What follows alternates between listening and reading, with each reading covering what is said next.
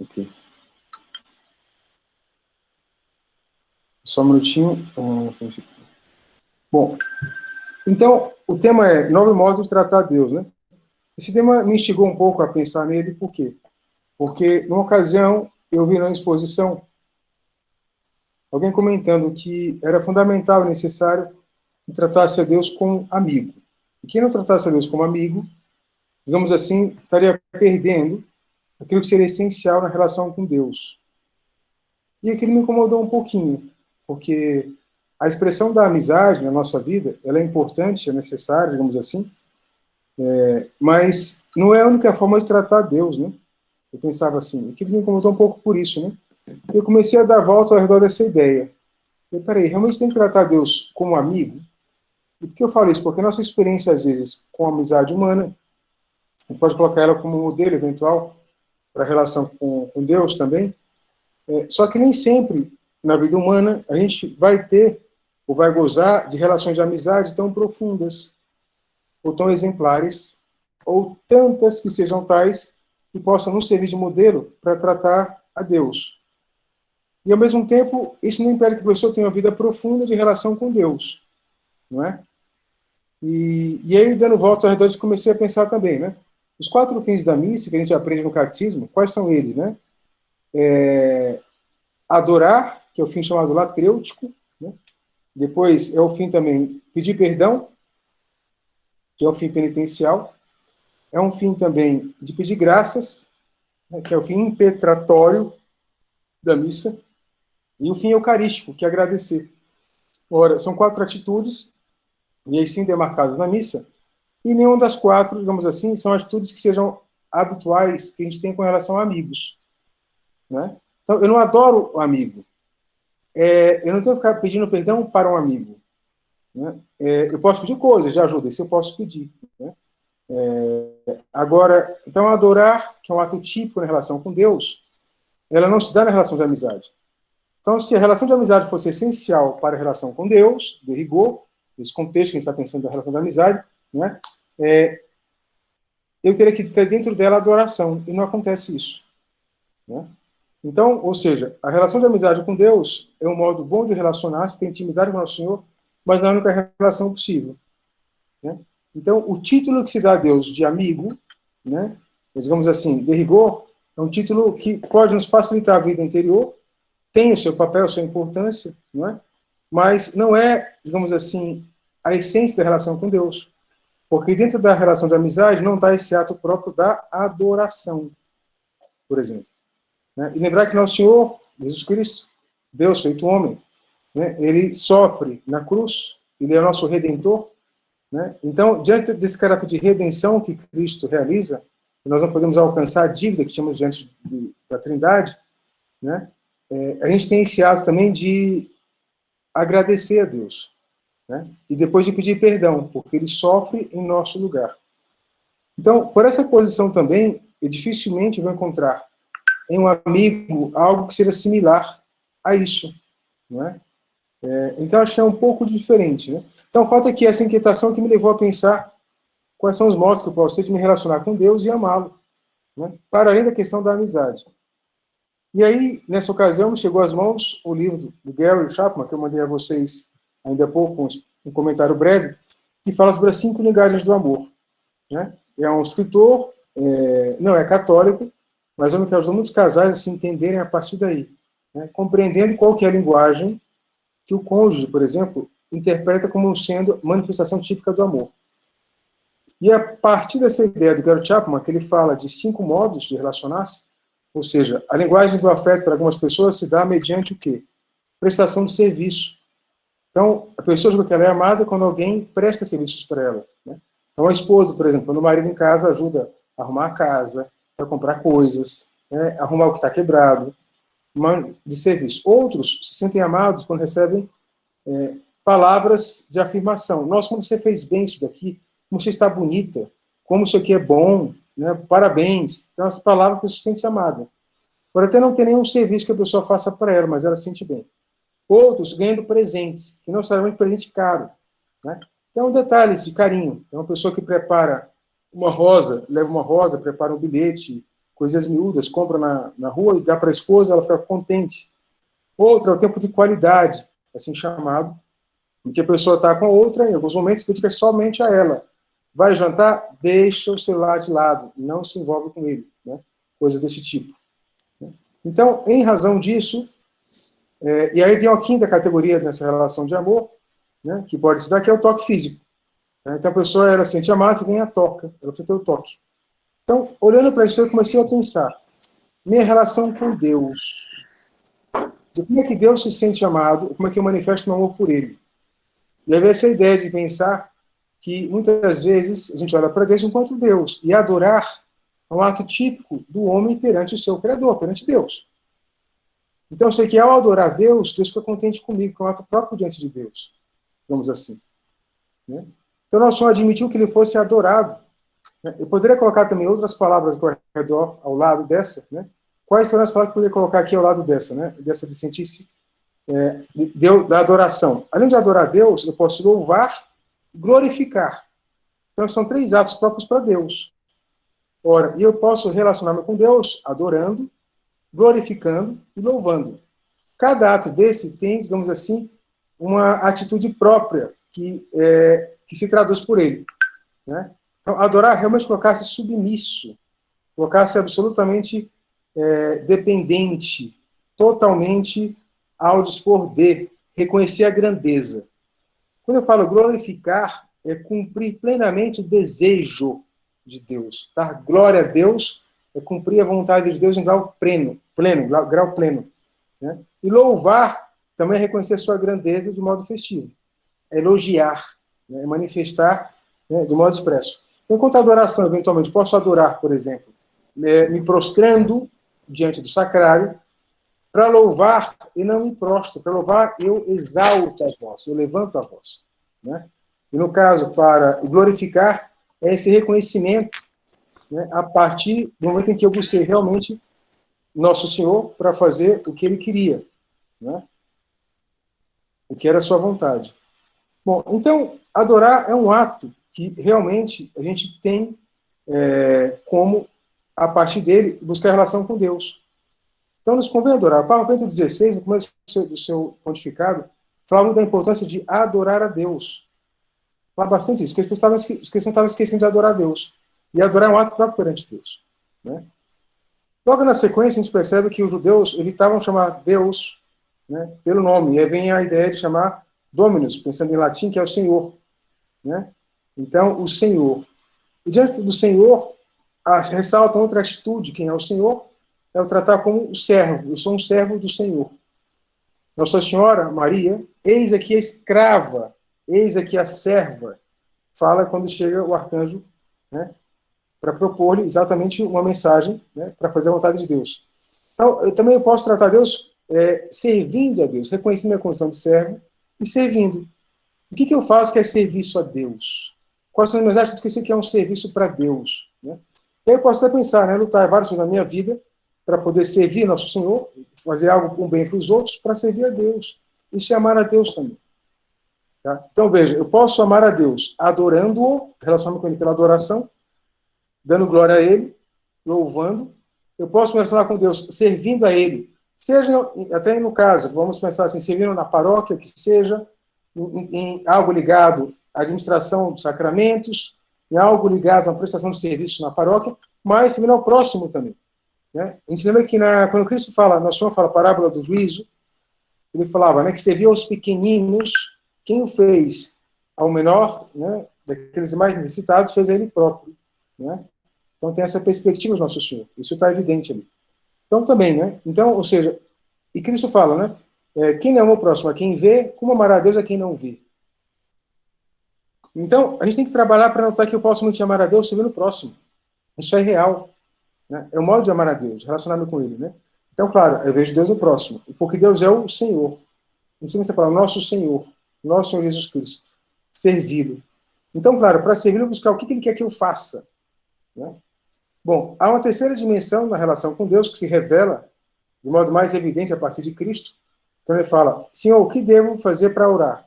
Quando orar, dizei, Pai nosso que está nos céus, ou seja, tratar como Pai. Quando o Senhor trata Jesus Cristo trata Deus Pai, em todas as passagens do Novo Testamento, que a gente nota, ele prefere o quê? Ele prefere fazer o quê? Ele prefere obedecer ao Pai. O verbo próprio é obedecer. A palavra obedecer vem de audire, é escutar e dispor-se a cumprir aquilo que se pede. Agir conforme aquilo que se diz, a partir do que eu escuto. Então, é só obedecer. Então, nosso Senhor, o que ele faz, no fundo, né? Jesus Cristo? Ele obedece ao Pai. E nós, quando olhamos para Deus enquanto Pai, quanto de própria nossa obedecer? Né? Então, é interessante, quer dizer, eu posso ir para a minha oração mental para querer obedecer a Deus. O que queres que eu faça? E o espelho principal para a gente imitar é a oração no rosto de Cristo. Pai, Pai, não se faça a minha vontade, mais a tua. Afasta de mim esse cálice, mas não se faça a minha vontade, mais a tua.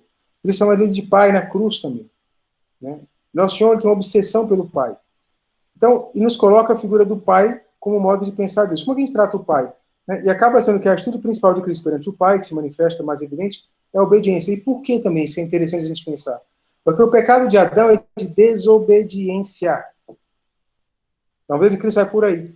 Então, tratar Deus como Pai é buscar o caminho também, imitando a Cristo, da obediência. Que é escutar por amor. Não é escutar enquanto servo. Vamos lembrar que na parábola do filho pródigo, quando volta o filho, né, gastador para casa, para ser tratado como um servo, o pai não admite. Não, você é filho. Você é herdeiro. Então, a ideia também de ser filho de Deus, eu falo obedecer, não é a ideia de submissão, é de assumir as coisas próprias do pai.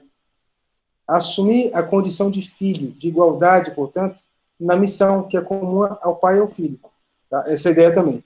Então, a gente tem que depurar, eventualmente, a ideia da obediência, e não é, portanto, uma ideia de escravidão ou de imposição, senão de livre adesão de uma vontade que quer colocar-se, né, na sequência daquilo que o pai pede.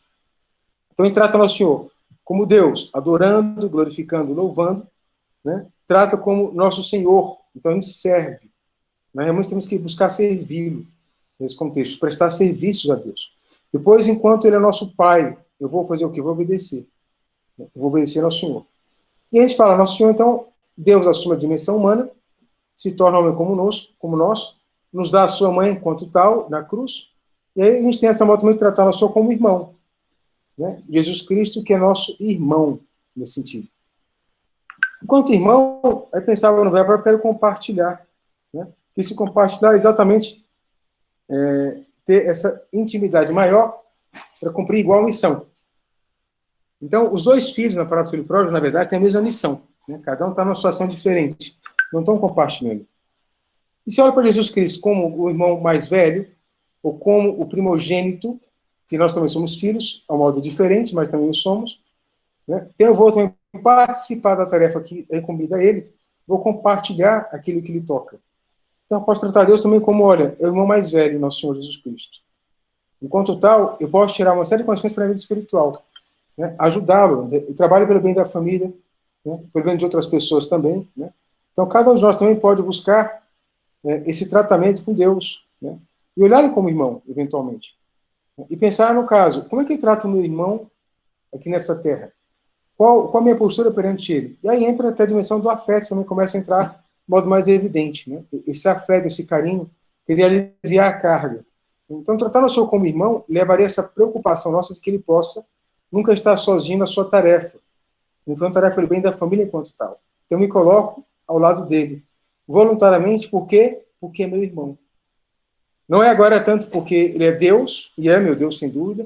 Não é porque ele é meu Senhor, e também o é, sem dúvida. Não é porque ele é meu pai, mas porque ele é meu irmão. Então a gente pode buscar também a nossa própria relação, digamos assim, horizontal, de fraternidade, e a partir dela, buscar essa fraternidade com Cristo. É uma outra noção também, a parte da fraternidade. Né? Então, antes era a filiação e aqui é a fraternidade. Né? Outro modo de tratar. Nosso Senhor se fez homem, morreu na cruz por nós, sofreu. Por quê, né? Para nos redimir. Né? A palavra redenção, ela é uma palavra antiga, e o sinônimo para redenção é resgate. Então, resgate. Então, Cristo pagou a dívida que nós tínhamos perante Deus. A criatura humana tinha uma dívida muito pesada, porque ao ofender a Deus, a categoria da ofensa é divina. Então, por mais que a gente praticasse uma série de atos bons, jamais eles teriam esse nível de atingir, né, uma categoria sobrenatural e divina. Então, são que assume. E vai pagar com o seu próprio sangue. Ele nos resgata, vai nos redimir. Então, a palavra redenção, né, é o mesmo que resgate. Então, Cristo Redentor é o Cristo Salvador, é o Cristo Resgatador. Né? Então, é interessante, porque uma pessoa que dá a vida por nós, olha, qual é a atitude própria que tem que ter? A gratidão. Né? Então, agradecer o tempo inteiro. Porque a partir desse ato, Deus feito um homem, que a gente pode desfrutar, né, dessa vida na graça divina. Né? E é a partir da morte de Cristo na cruz que eu posso participar da condição de filho de Deus, que eu posso aceder ao céu, que eu posso ter uma vida sobrenatural. Então, uma série de benefícios que vieram por essa atitude. Então, olhar para Deus em Cristo como Redentor me leva também a essa atitude espontânea, quase, de agradecimento e gratidão. Como é que é da minha gratidão, meu reconhecimento, né, de que Deus é o meu Redentor, é o meu Salvador. Então, também eu posso, para a oração, eu posso pensar em Deus, lembrar na perspectiva cristã, e aqui é interessante, né, porque a gente notar, a gente vai, eu comecei como Deus, depois pensei em Senhor, mas se eu notar daqui para baixo, melhor, daqui para frente, para baixo, quando está dando cartaz, é sempre uma categoria de relação mais personalizada. Porque Deus se fez pessoa humana em Cristo. Então é interessante porque budistas, shintoístas, e mesmo o espírito é Cristo, não é Deus, é só um espírito evoluído. Então, quando eu falo modo de tratar Deus, também aqui não vai ser tanto para o espírita, né? Porque, de fato, Cristo não é Deus. E se toda essa dimensão da humanização de Deus se dá em Cristo, tudo isso se perde para quem não tem Cristo como Deus. Porque, a partir daí, é um tratamento, né? Enquanto filho, enquanto irmão, se Deus não se personaliza, não faz sentido, né? Então, acaba acontecendo isso. Pois bem, então, tratar também, eu posso ir para a oração, para o sacrário, olhar para Jesus Cristo, tratá-lo como irmão, tratá-lo como meu Redentor. Ele pede uma oração de gratidão. E aqui, olha que interessante, a gente vai já descer para outra categoria, né? Mas eu já tive o adorar, que era a primeira, agora tem aqui a gratidão, agradecer. É o fim eucarístico que a gente fala, que se cumpre na missa, da ação de graças, não é? Pois bem, agora, nosso Senhor, novamente, é nosso Redentor por quê? Porque ele pagou uma dívida. E pagou de que forma, né? Ou seja, Deus foi ofendido por Adão, né? O homem contraiu a partir daí uma dívida. É místico tudo isso, a gente não compreende de todo como isso acontece, mas é assim que está, digamos assim, expresso na Escritura. E é Cristo, que é Deus feito homem, que vai pagar essa dívida. Ele, que é santo e imaculado, vai sofrer por nós. Ele é a vítima. A vítima também é a figura, desde que o Testamento aparece, né, na Escritura como aquele que vai ser oferecido a Deus, né, e pode ser oferecido de várias formas. No caso de Cristo, ele é oferecido em holocausto, que é um sacrifício que vai destruir a oferta dada a Deus. O holocausto. Vai morrer enquanto homem. E na pior morte possível que havia, então, na crucifixão. Então, diante desse fato, se a gente pensa que ele está lá pagando por nós, ele é a vítima, Senhor, perdão. Surge para a gente a linguagem do perdão. E eu buscava até um sinônimo para a palavra perdão, é engraçado, pedir perdão. Porque eu encontrei a palavra contrição, que não é suficiente, porque a contrição, tudo bem, é o sentimento diante de Deus, né, de que eu ofendi e estou, de certa forma, arrependido. Mas, além disso, pedir perdão é referir àquele a quem ofendemos. Então, um pouco mais. Vamos falar assim, que se a vítima é ofendida, e aí minha atitude é essa, pedir perdão. Reconhecer, né, que ele sofreu no meu lugar e, ao mesmo tempo, pedir perdão pelo mal que eu fiz. A gente participa desse mal, né, que é que Adão e Eva têm pecado original. Mas nós, além do pecado original, que nos inclinam para o mal, temos pecados pessoais. Então, pedir perdão é um modo de relacionar-se com Deus e valorizar o amor que ele nos tem. E aqui vale a pena pensar também o seguinte, essa relação com Deus de pedir perdão é maravilhosa na nossa vida. É um ato de amor também pedir perdão, no caso, né, reconhecer. E é por isso que a própria confissão entra aqui também com o modo de amar a Deus. Quando eu me confesso, eu amo a Deus de um modo especial. Né? E é interessante que a gente vai à missa, né, e logo ao começar a missa fala, reconheçamos as nossas culpas. para celebrarmos dignamente os santos mistérios. Então, o cartão de entrada na missa é o reconhecimento da condição de pecador. A gente começa a pedir perdão. Kyrie eleison, Christe eleison, Kyrie eleison. A gente pede perdão. Tende piedade de nós. Esse fim penitencial da missa é pedir perdão, tá lá. Né? E é bonito pensar nisso, né? Porque é deixar-se amar por Cristo. Deixar-se amar por Deus, sacrificou por nós. Viu por pecador? Então vem atrás da gente. Então, na oração mental também nossa, a gente, Deus, reconhecer esse pecador, olha, é uma coisa boa. É deixar Deus nos amar com sua misericórdia. Misericórdia, ele vai levar a nossa miséria para o seu coração. Colocar no seu coração. Eu preciso deixar-me, mas para eu deixar-me, tenho que reconhecê-la. Não é? Então, é um mistério, mas é exatamente assim. Né? Então, relacionar-se com Deus é reconhecer a nossa miséria. São Paulo falava, eu me glorio nas minhas fraquezas. É interessante pensar nisso, né? Quer dizer, eu reconheço minhas misérias e acaba sendo até um modo de viver a humildade, que é a verdade. Reconhecer a nossa própria dificuldade, né? De viver a matéria da fé. Bom, então, Cristo Redentor, meu Salvador me resgatou, né? Cristo que é a vítima, tratá-lo nessa perspectiva, né? Nosso Senhor, né? A gente quer amá-lo, de modo de amar a Deus, deixar que ele possa se aproximar da gente como misericórdia, isso é real também. Então, aí a gente pensa agora, Nosso Senhor, a gente vai pensando nessas categorias, né? A gente falava aqui, né? Então, como Deus, depois como Pai, Nosso Senhor também enquanto Redentor, Nosso Senhor enquanto Senhor, né? Basicamente, enquanto propriamente Senhor. E aí tem uma que era importante, que eu falei no comecinho, vou falar agora, né? Que era essa do outras duas, que é o amigo e o santificador. Então, enquanto amigo, né? Então, claro, o amigo a gente confidencia, a gente compartilha também, digamos assim, confidenciar e compartilhar a intimidade. E falar daquilo que nos dói no coração. Então, com o amigo a gente abre o coração. Então, com Deus também, tratá-lo dessa forma, é um amigo meu, a quem eu posso confiar e confidenciar.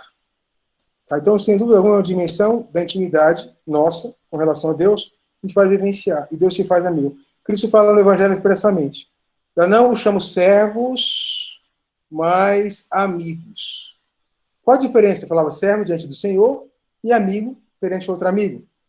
Uma reciprocidade eventual, o nosso Senhor não é plena reciprocidade, é evidente, porque por mais que ele seja amigo, ele é o nosso Senhor, é nosso Deus. A amizade com Deus, ela tem uma dimensão, digamos assim, diferenciada da amizade com outra pessoa. Mas, porque o amigo se iguala. E Cristo, ao fazer esse homem, se igualou a cada um de nós, em várias coisas, mas não deixa de ser Deus. Mas naquilo que ele se igualou, ele próprio fala, já não chamamos ser mais amigos. Por quê? E a ideia do confidenciar. Porque você velei tudo que eu vi de meu pai. Ele abriu o seu coração. Ele contou o seu íntimo. Então, que o confidenciar, portanto, é a atitude que diferencia, que demarca, digamos assim, né, especialmente a questão desse amor, de maltratar Deus, né, que acaba acontecendo também. Bom, então, confidenciar. Eu posso, por oração, tratar Cristo como amigo, buscar realmente. Né? Falava ao começo, não é a relação única, não será a principal. Tá? Uma pessoa que não tenha, talvez, tanto esse da confidencialidade com o nosso Senhor Jesus Cristo, nem por isso deixa de amar a Deus com categoria, tá? Até porque, de fato, essa revelação de Deus como amigo vem em Cristo e vem no contexto da Santa Ceia, com algumas pessoas mais próximas dele. Né? Então, às vezes, para cada um de nós, pode ser que seja mais tratar Deus, como Senhor, não tem nenhum problema. Né? Mas é um modo também de tratá-lo como amigo em certas situações da nossa vida e reconhecer essa perspectiva que nos foi dada pelo próprio Cristo. Agora, nosso Senhor vai ao céu, Pentecostes, e fala, eu os enviarei o Paráclito, e importa a vós que eu vá. E o Paráclito é o santificador.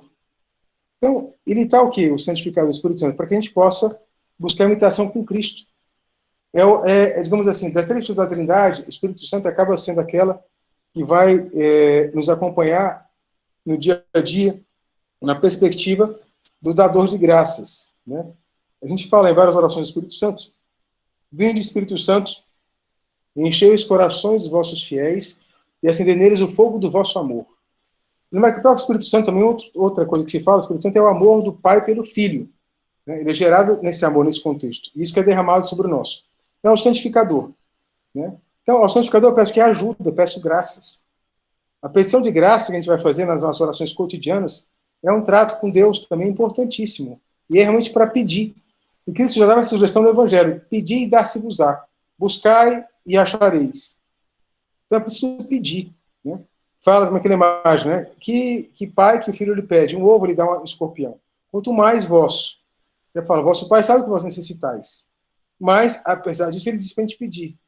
Sabe que na própria oração do Pai Nosso, essa dimensão também está embutida lá na oração. Pedir coisas, né? Pedir. Então, pedir e dar-se-vos-á. Então, o modo de tratar Deus é pedir. Um pai fica contente, nesse contexto também, quando o filho lhe pede. Né? Agora vamos pensar que o Espírito Santo pede coisas a Deus, o Espírito Santo, enquanto santificador.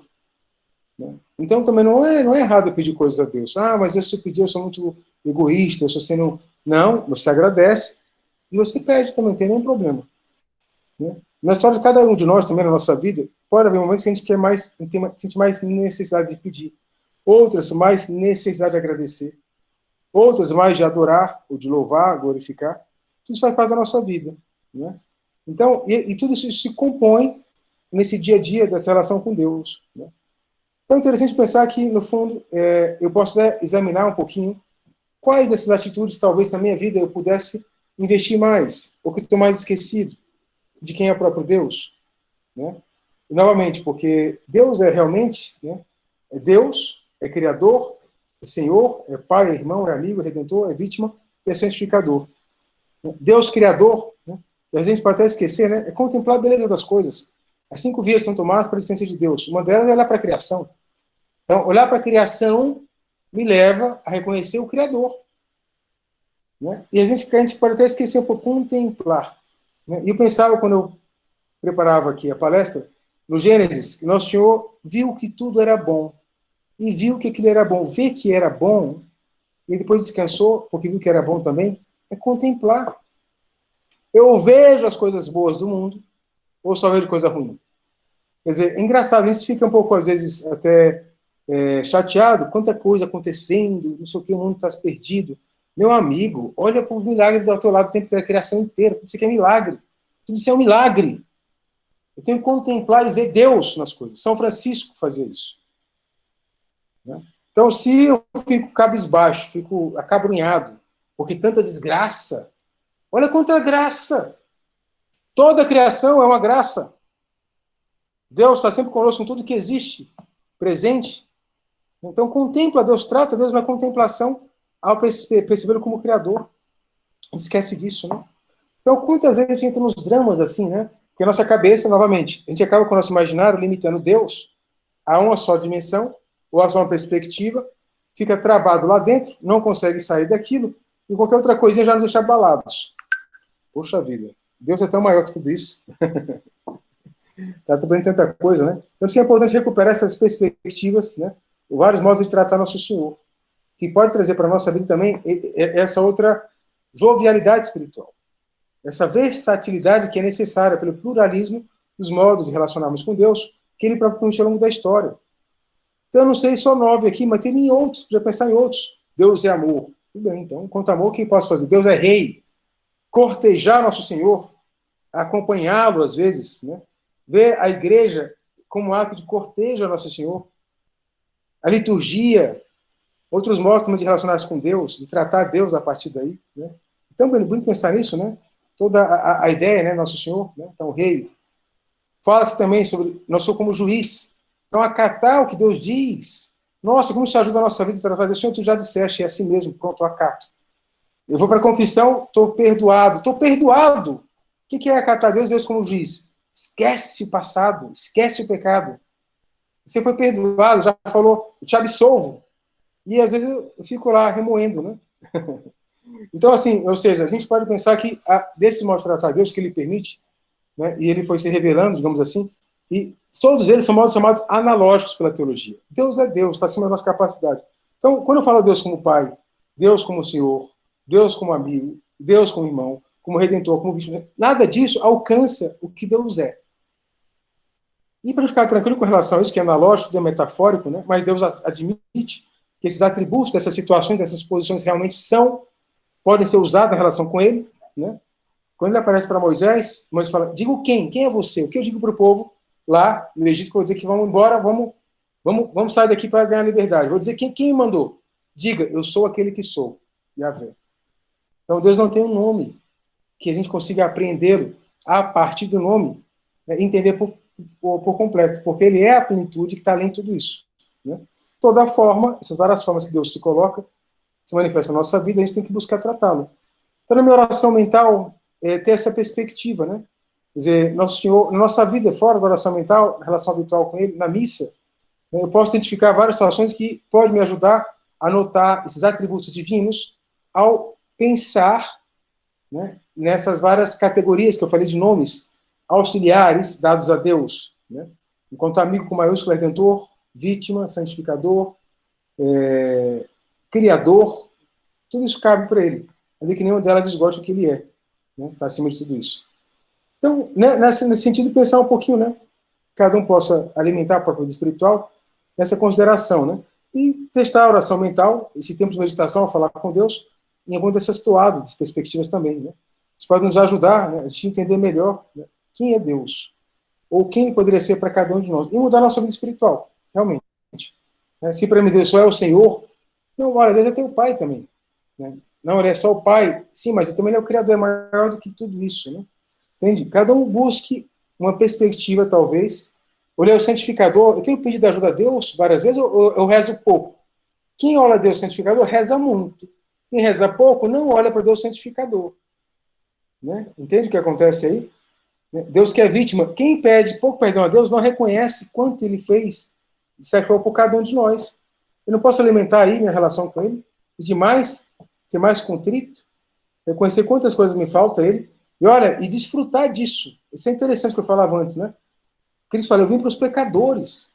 Olha que perspectiva, que janela para crescer na relação com Deus também. Deus que é misericórdia. Cristo que é amigo, confidenciar, abrir a sua intimidade, fala com ele na oração também, pede coisas concretas, né? Mas conta amigo nesse sentido agora. Né? Conta o que te custa. Desabafa o teu coração, desabafa com um amigo. Fala com Deus. Santos tinham essa liberdade com o nosso Senhor. Falavam, tratavam como amigo. Né? A história de Santa Teresa de Ávila, que ela falava com Cristo assim, né? Ela, numa viagem, que sofreu muito na viagem concreta, acidente que aconteceu, falava, reclamou com Jesus Cristo, poxa vida, Senhor, a gente está correndo aqui para fazer o que você pediu, que é fundar aqui os mosteiros, e você deixa acontecer esses acidentes? Poxa, Senhor. E Cristo fala, é assim que eu trato os meus amigos. Daí ela responde, e é por isso que tem tão poucos. Ou seja, a amizade, então, Santa Teresa de Ávila colocava a altura de Cristo quando falava com ele como amigo. Então tinha essa liberdade, uma certa liberdade. Né?